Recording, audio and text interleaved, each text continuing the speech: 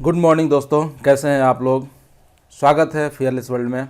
और आज जो है रिस्क असेसमेंट का पार्ट ख़त्म हो गया था, उसी में कुछ पार्ट बचा हुआ था जिसमें किन लोगों को फोकस करना चाहिए। जैसे सेकंड पॉइंट में क्या था, आइडेंटिफाई पीपुल एट रिस्क।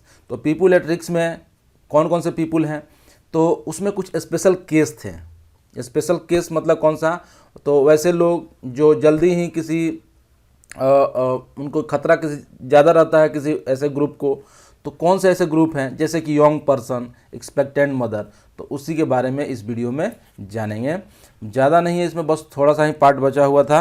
उसको जानने से पहले मैं कुछ कमेंट्स आपके साथ जो आपने किया है शेयर कर दूं और उसका रिप्लाई भी दे दूं। रफ़ीकुल्लाह कहते हैं all the PP equipment are necessary for exam, gloves, helmet, mask. Generally उतना नेसेसरी नहीं है, केवल लिमिटेशन आता है। पीपी का लिमिटेशन वगैरह क्या है, खासकर IGC 1 में।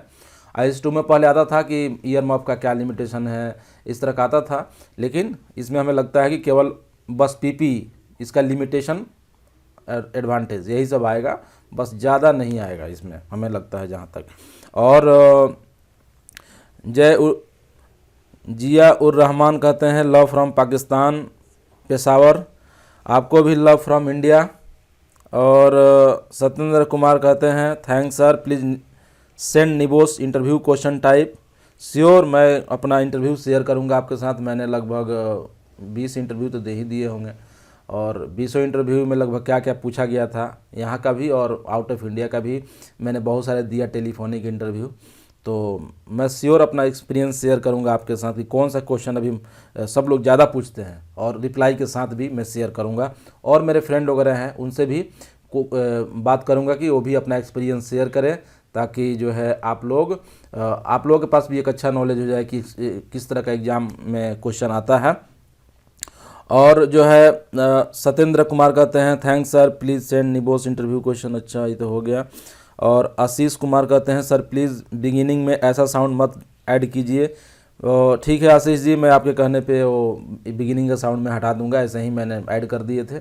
लेकिन मैं सोचूंगा कोई जो बहुत अच्छा साउंड हो, नॉर्मल, या आप कोई सजेस्ट करें हमें भेजें, तो मैं जो है उसको कोशिश करूँगा कि वो साउंड को डालूँ। और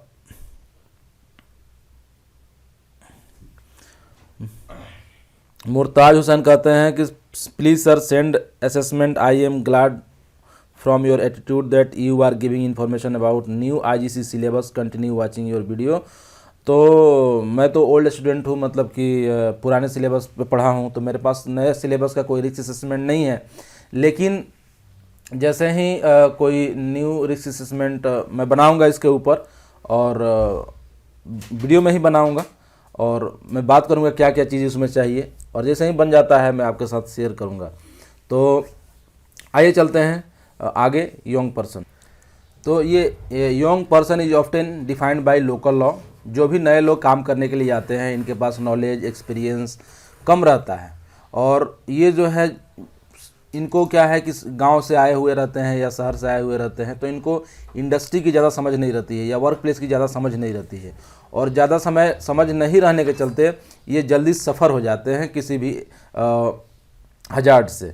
तो आइए देखते हैं कि क्या रीज़न है कि जल्दी जो है ये मतलब कि रिस्क में रहते हैं। वल्नरेबल पीपुल जो है, इसको वल्नरेबल पीपुल इसलिए बोलते हैं क्योंकि ये जल्दी ही किसी रिस्क हजार्ड से एक्सपोज हो जाते हैं, माने इनको खतरा ज़्यादा रहता है।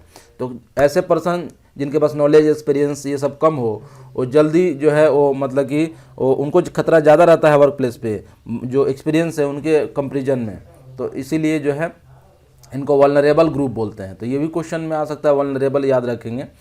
तो मेरा मानना है कि आप लोग पूरे बुक का हर एक पॉइंट पढ़िए, कोई छोड़िए मत। इम्पोर्टेंट और नॉट इम्पोर्टेंट ऐसा कोई चीज़ नहीं है इसमें, सारे चीज़ को समझिए, क्योंकि एग्ज़ाम में क्वेश्चन जो है कहीं से भी आ सकता है। तो मेरा मानना है कि आप जो है अच्छे से जो है हर एक टॉपिक को पढ़िए, और पढ़ने के बाद फिर जो है आप एक नोट्स बना लीजिए और उस नोट्स को रिवीजन कीजिए।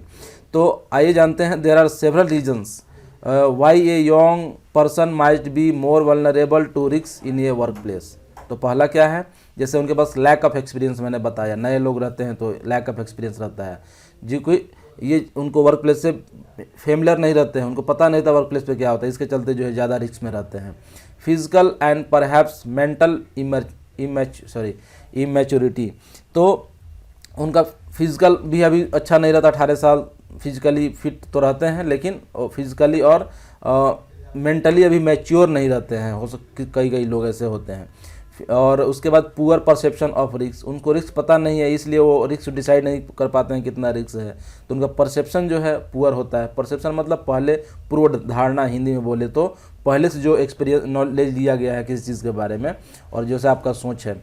तो उसके बाद heavy influenced by peer group pressure, अगर उनके ग्रुप वाले बोलेंगे जल्दी से कुछ काम कर दो, एक कर दो, तो तुम कर सकता है, तुम तो बहुत ही क्या बोलते हैं हीरो है, तुम कुछ भी कर सकता है, तो ऐसा क्या है, पीर ग्रुप प्रेशर भी उनके ऊपर ऐसा। Heavily influenced by peer group pressure, eager to show willingness to work, और उनको लगता है कि मैं हर चीज़ करूँगा, कुछ भी कर सकता हूँ, मैंने उनमें काम करने का जज्बा रहता है जो नए लोग रहते हैं, तो ऐसे में गलती हो जाती है। तो लेस डेवलप्ड कम्युनिकेशन स्किल, और जो नए लोग आते हैं इंडस्ट्री में उनके पास कम्युनिकेशन स्किल अच्छा नहीं होता है, क्योंकि वो उस तरह के इन्वायरमेंट में कभी गए नहीं, तो वो अच्छे से बोल नहीं पाते हैं, तो ये भी कारण है जो है कि इसलिए वो जो ज़्यादा खतरे में रहते हैं।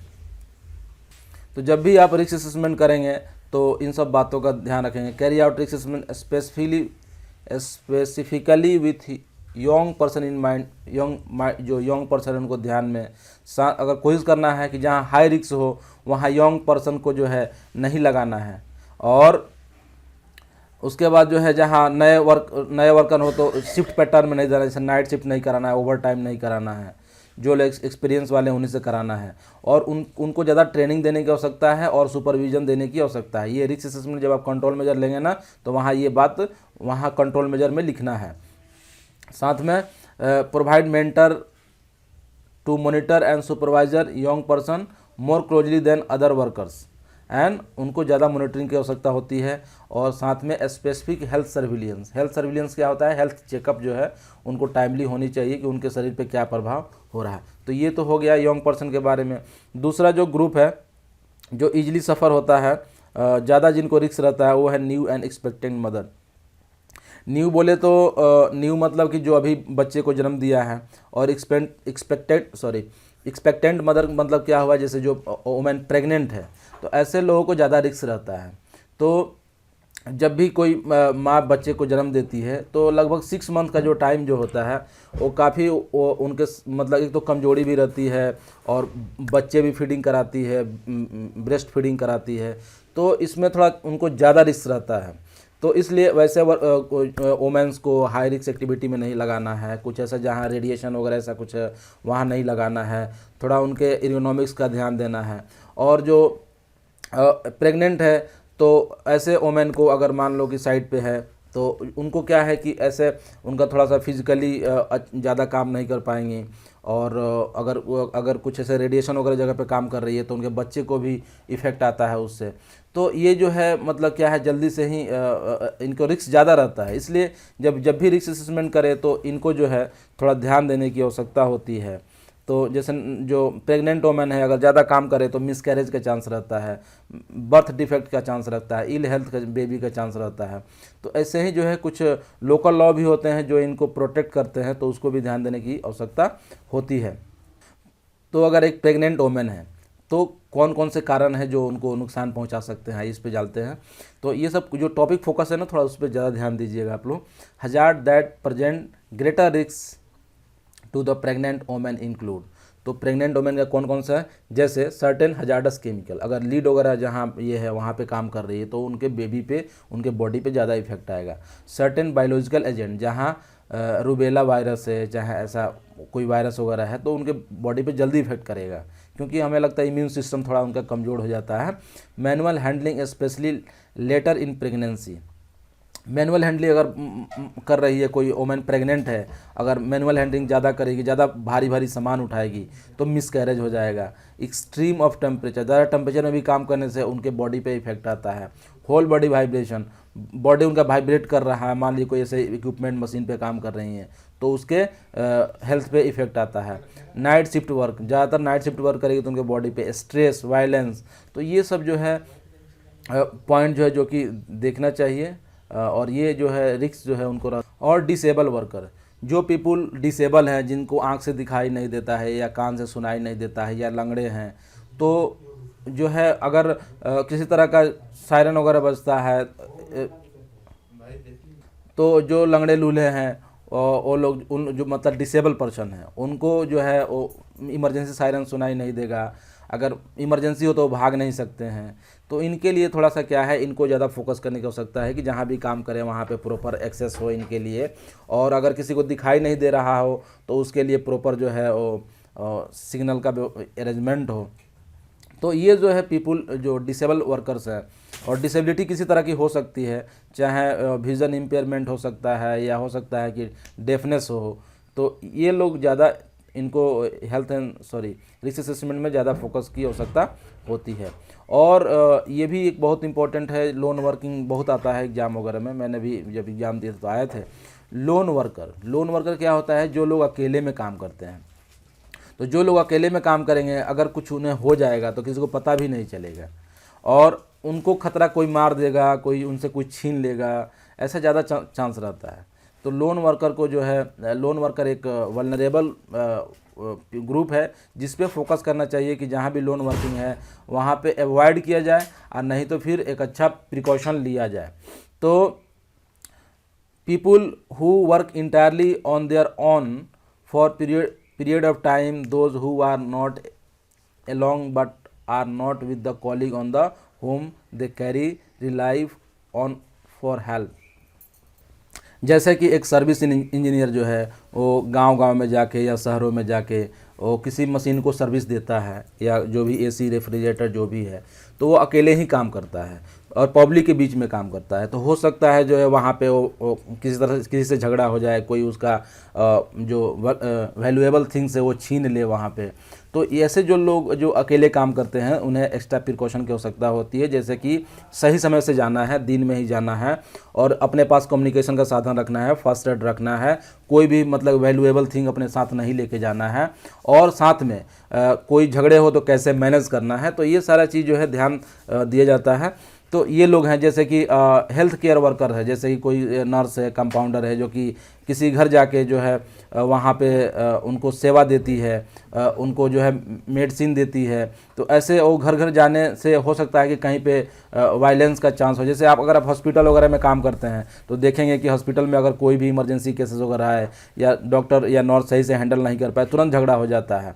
तो ये सब चीज़ें जो है ये एक तो पब्लिक के साथ काम कर रहे हैं, और लोन वर्किंग जहाँ तक हो प्रोहिबिट करना चाहिए। अगर नहीं हो पा रहा है तो उसके साथ कुछ कंट्रोल मेजर लेने चाहिए। तो कंट्रोल मेजर आपको यहाँ नहीं पढ़ने हैं, वो हमको जो दूसरे पेपर है GC2 उसमें ये सभी लोन वर्कर का कंट्रोल मेजर पढ़ना है। यहाँ पे ओनली इंट्रोडक्शन चलेगा आपके लिए। तो इस लेक्चर में इतना ही, और इसमें कुछ क्वेश्चन हैं, आप चाहें तो स्क्रीनशॉट लेके और ये कर सकते हैं।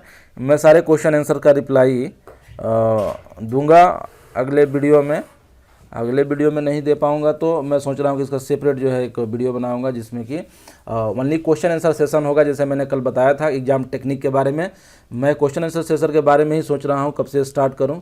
मैं जल्दी ही स्टार्ट करता हूँ, 1 से लेकर सारे क्वेश्चंस को अटैम्प्ट करूँगा, और उसमें जो है आपको ज़्यादा समझ में आएगा। एक बात मैं क्लियरिफाई कर दूं, इसमें जो है जो भी जैसे पहले आता था कमांड वर्ड, जैसे आइडेंटिफाई, आउटलाइन, एक्सप्लेन, डिफाइन, ये सब कमांड वर्ड आते थे। आजकल वो कमांड वर्ड नहीं रहेंगे, ओनली क्वेश्चन रहेगा व्हाट, व्हाई, व्हेन, आइडेंटिफाई, ऐसे करके क्वेश्चन रहेंगे सिंपल। और जैसा क्वेश्चन रहेगा वैसे आपको अगर लग रहा है कि उसमें आइडेंटिफाई का आ रहा है तो जब 10-20 क्वेश्चन हैंडल करेंगे ना हम लोग, तो आई थिंक आपको पता चल जाएगा कि एग्ज़ाम में कैसे आंसर देना है। तो ये एलिमेंट 3 जो है कंप्लीट हो गया है, और एलिमेंट 3 कंप्लीट नहीं हुआ है। इसके बाद हम लोग 3.5 पढ़ेंगे जिसमें मैनेजमेंट ऑफ चेंज है, मैनेजमेंट ऑफ चेंज के बारे में जानेंगे। तो इस वीडियो में इतना ही, दीजिए हमें इजाज़त। Thank you.